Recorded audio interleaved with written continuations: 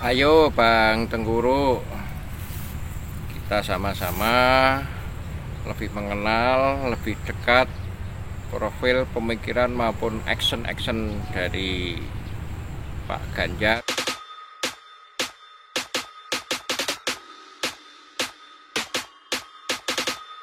Jokowi, yang mana dia ada katakan di sana, kalau mencari presiden ya, pilihlah yang betul-betul. Dia bagi tekanan di situ, pilihlah orang yang betul-betul.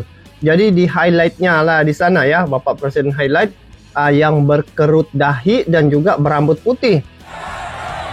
Presiden Jokowi, yang mana dia ada katakan di sana, kalau mencari presiden ya, pilihlah yang betul-betul.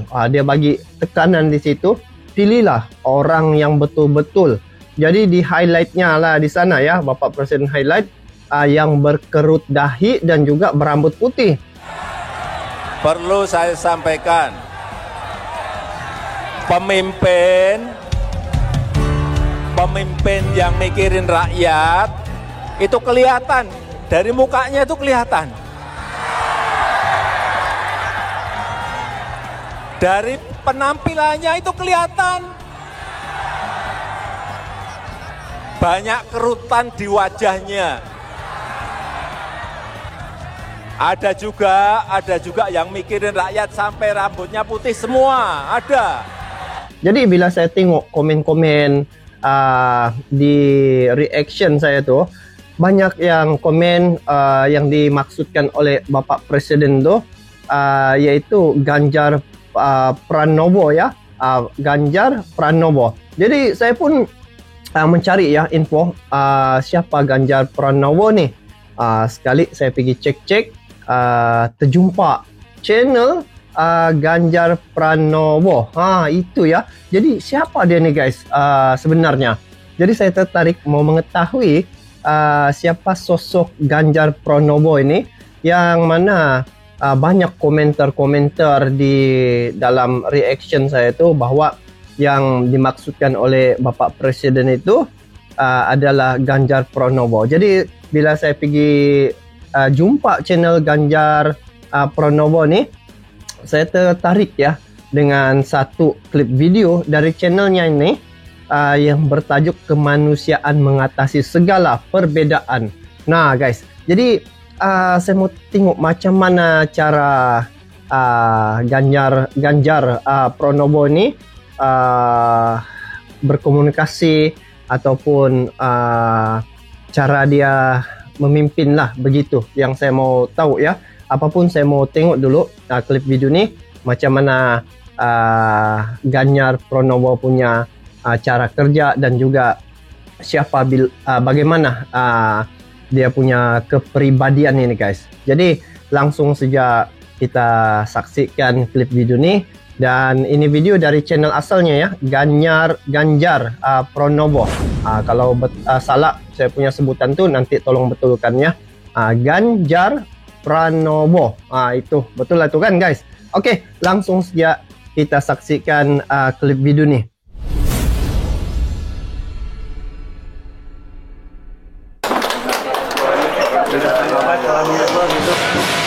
Membuka Munas Majelis Tinggi Agama Konghucu Indonesia Matakin di Solo. Oh, ini ya dia. Wah, ternyata dia berambut putih ya.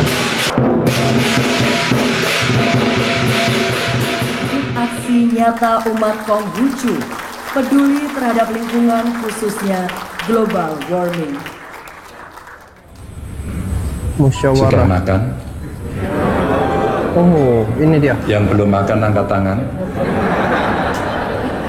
Rambut putih, berkerut dahi. Oke. Oke. Oh, tidak terlalu banyak ya. Oh. Di sini tak banyak sekali makanan enak. Saya tidak akan traktir, cuma nanya aja. Oh. Nanti saya tunjukkan makanan-makanan yang enak di Solo. Ini yang hadir banyak sekali nih ternyata. Assalamualaikum warahmatullahi wabarakatuh. Waalaikumsalam warahmatullahi wabarakatuh. Weite Tung Tien. Woi. Bahasa apa ini? Tionghoa. Salam sejahtera untuk kita semua. Om Swastiastu, Namo Buddhaya, Rahayu. Namo Buddhaya, Rahayu. Bapak Ibu yang sangat saya hormati, saya kemarin ngitung-ngitung ini. Kira-kira dalam waktu pendek ini kali ke-9 saya ke Solo. Oh, banyak kali sudah ya. Orang yang pengen ke Solo. Ada apa dengan Solo? Gitu. Dan Solo tempat ternyata saya membuat catatan yang cukup anak banyak. Presiden Jokowi kan. Beberapa waktu lalu kita cukup sibuk menyambut kehadiran tamu-tamu yang banyak sekali. Pak Presiden hadir, Muktamar Muhammadiyah, penutupan Pak Wapres. Pak Presidennya belum pulang, jadi kumpul di sini. Pak Kapolri hadir kemarin ya, Pak Iwan. Terus kemudian Ketua MPR, DPD, DPR, Menteri. Ruamenya luar biasa. Ya. Terus kemudian muktamar selesai, HIPMI. Wah, pejabatnya hadir. Ada pertunjukan menarik di Munas HIPMI. Namanya juga pemuda, dinamis. Itu bukan cerita kekerasan tapi dinamis gitu. Wah, lucu juga ya. Jadi Munas Mataken pasti tidak begitu. Yang saya hormati ini banyak sekali tokoh agama yang hadir dari seluruh agama. Oh. Boleh nggak yang mewakili masing-masing agama berdiri? Oh, ini himpunan Yang mewakili masing-masing berbagai agama ya. FKUB boleh berdiri dari FKUB. Nah, nih, silakan duduk lagi. Terima kasih. Jadikan negara Indonesia lebih toleransi, Sehingga Pak Budi lebih kalau di maju, sini lebih besar, guyup, rukun. Itu kalau dengan diomongkan tidak salah memilih pemimpin. Kalau bisa jangan diomongin lagi. Kalau kita sudah tidak ngomong soal itu, berarti sudah guyup beneran dan rukun beneran dalam keseharian. Gitu.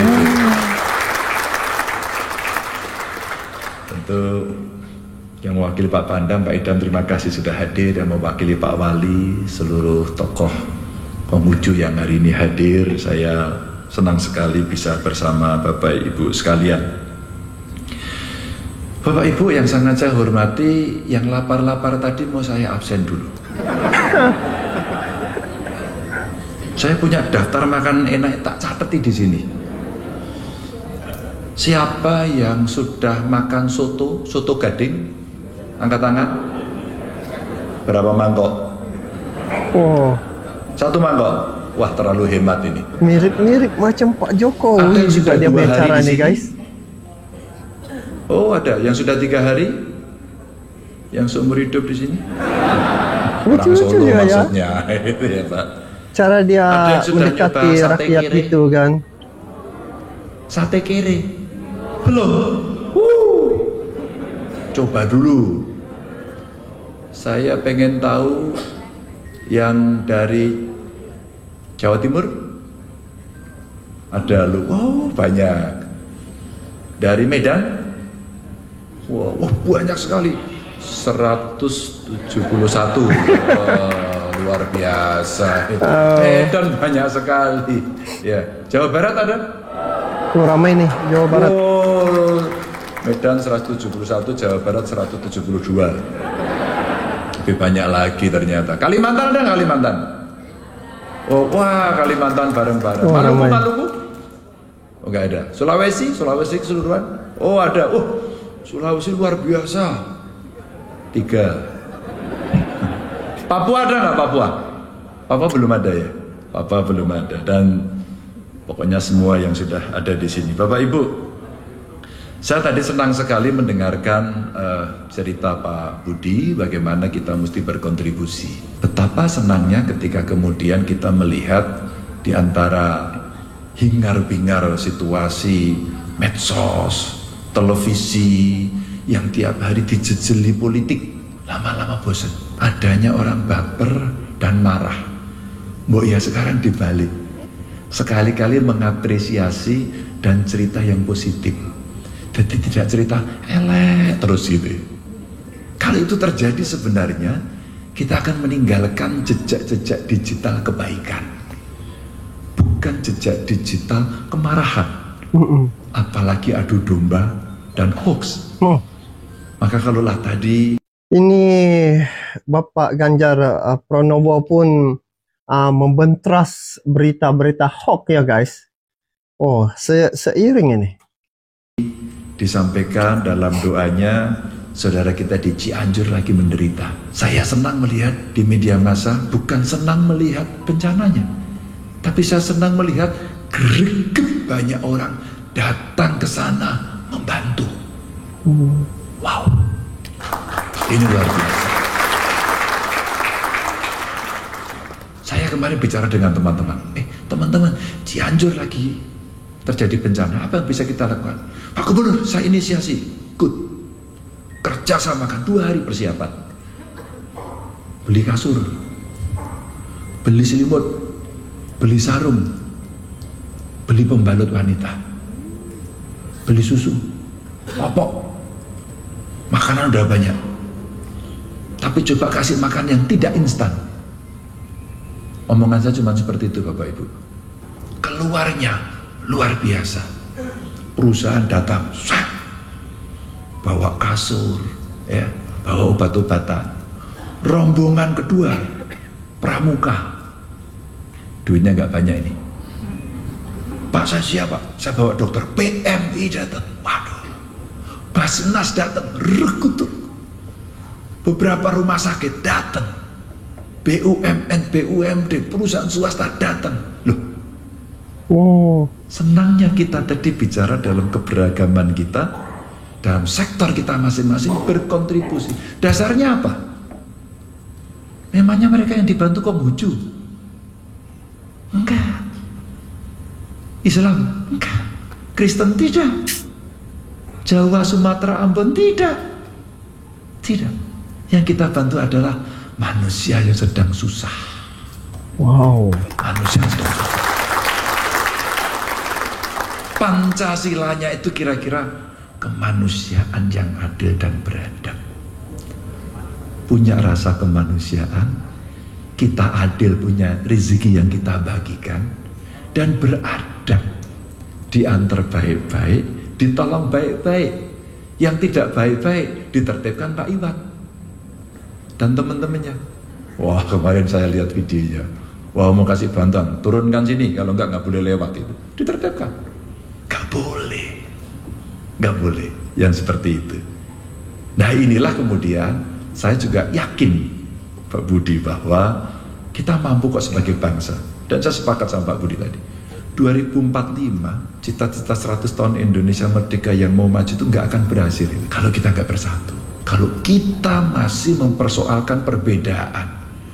Padahal perbedaan itu indah.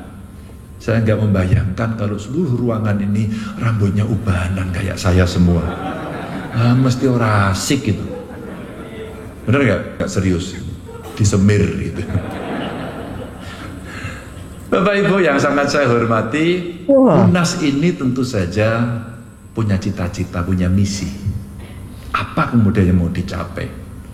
Tantangan eksternal, perubahan global dan sebagainya, pasti semua pengen ngacung bagaimana ya saya bisa berkontribusi dari komunitas saya, dari keluarga Konghucu. Karena itu pasti tidak hanya cerita soal bagaimana beribadah, tapi bagaimana berhubungan dengan antar sesamanya. Kalau kita sudah duduk, kita makan soto, kita makan sate kere bersebelahan, saya kok tidak yakin setiap orang makan itu langsung ditanya, Pak, Bu, agamanya apa? Gitu. Gak ada. Yang ada pasti tanya, Pak, Bu, Sehat? Bagaimana kabarnya?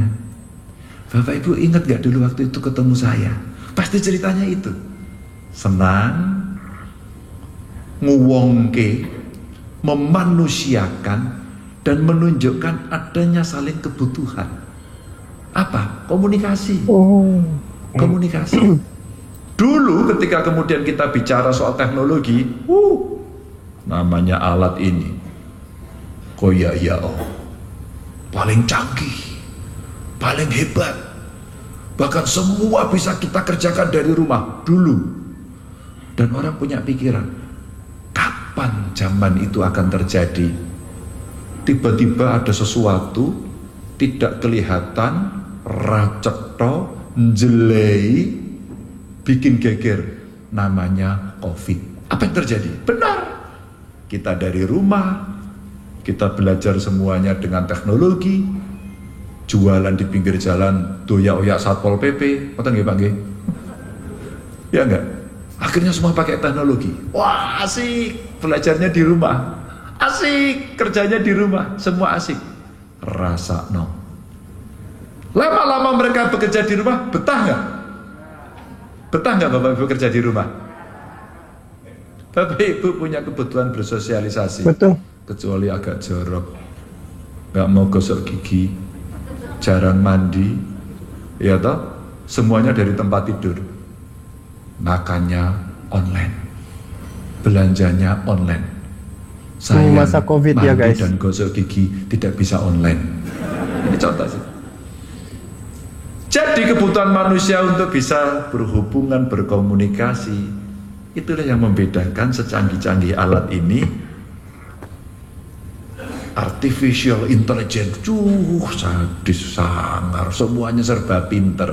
Tapi sayang, alat ini nggak punya rasa, Bapak Ibu. Benar-benar. Sama kita punya rasa. Maka saya doyan ya. Pak Ganjar datang nggak dimatakin, enggak. Awalnya enggak lupa saya Pak, malah melali. Tapi beberapa orang mengingatkan WA, teknologinya WA. Terus saya bilang, loh, acaranya hari ini toh gitu. Tapi karena beliau-beliau itu dulu ketemu saya sampai ngoyak-oyak saya, tengku di Pak Wonosobo. Pak Gub, kami mau ketemu gimana? Kita tes juga itu. Oke bro, kita ketemu tapi di Wonosobo. Siap, siap. Siap. Saya menghormati. Wow, keren ya ini. Itu berarti penuh semangat luar biasa, menginginkan saya hadir. Maka dengan perasaan, rasa, bukan dengan akal sehat saja, rasa. Nggak enak kalau saya nggak hadir, nggak enak, malu. Itu kemudian menjadi daya ikat kerukunan kita. Nyambung ceritanya. Bapak Ibu di sini, Bapak Ibu. Betul. Mantap juga.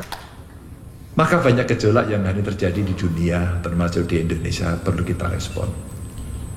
Saya percaya pasti Bapak Ibu juga sudah punya gagasan, impian, rencana aksi, dan bagaimana menggalang kekuatan untuk kemudian kita bisa saling membantu, saling menolong.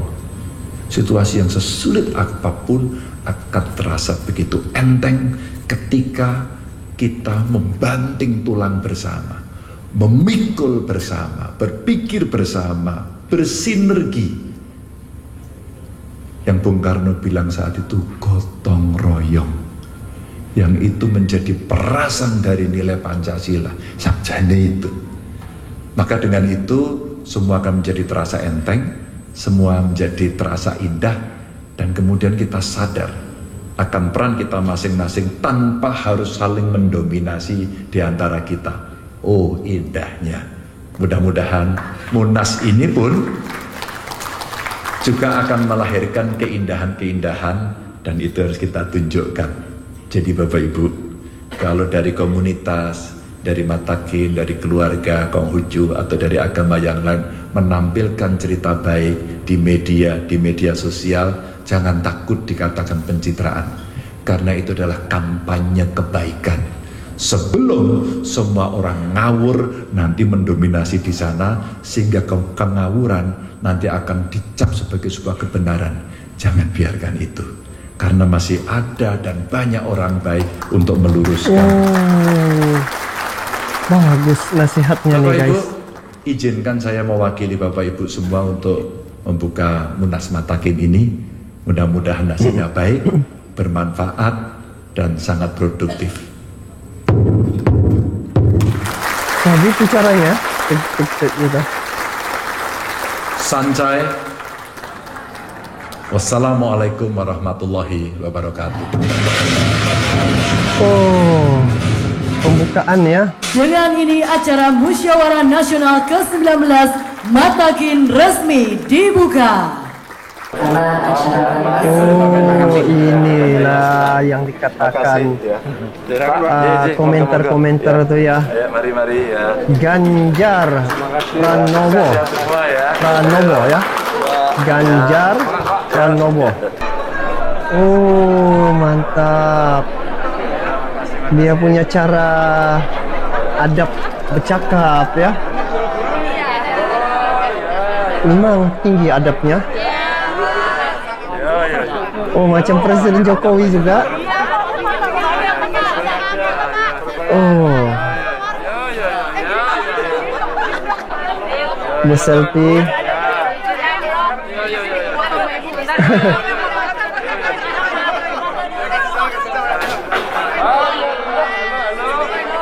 Ya, saya menyampaikan terima kasih karena dalam sambutannya Matakin juga ingin berkontribusi kepada bangsa dan negara, khususnya menghadapi situasi yang hari-hari ini tidak mudah. Jadi semangat dari Matakin sendiri untuk berkontribusi menurut saya perlu disambut dengan baik. Dan tentu saja banyak kegiatan yang bisa dilakukan.